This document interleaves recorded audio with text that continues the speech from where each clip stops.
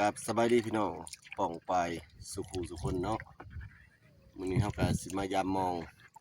บรรยากาศยามเช้าๆว่าซั่นเนาะยามมองตอนเช้าพี่น้อง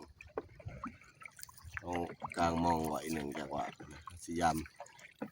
มาติดตามชมนำกันพี่น้องว่าสิมานบ่หรือว่าบ่มานเนาะติดตามเด้อพี่น้องเด้อมาต่อกันพี่น้องมายามมองกันพี่น้องเอ้ยมาดูมาดูบน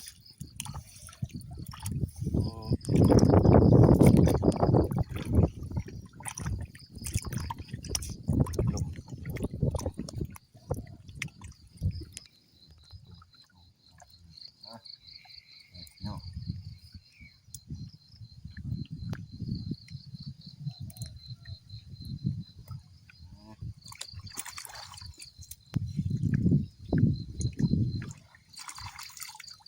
สูตรพี่น้องเอ้ยปลาสูตรนี่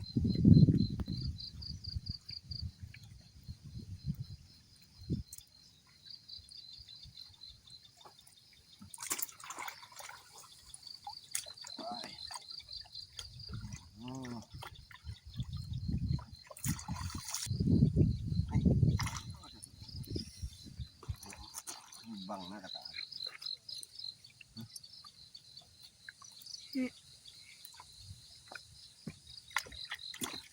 สองเด็กพี่น้องเอาปากพี่น้องเอ้ยปลาปากเป็นพี่น้องสมัยแต่เก่าพี่น้องปลาปากเป็นเขาไปเบิ่งก็เห็นรีปลาปากเป็นครับกินเป็นซื้อใช่ปลาปากเป็น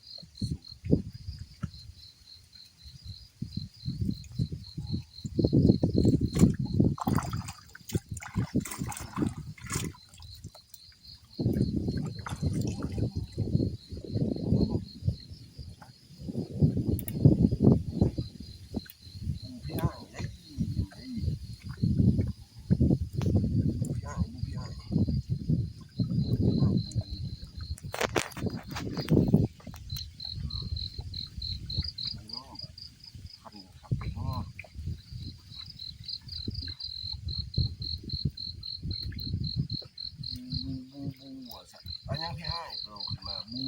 ว่ะเด็กมีสูตร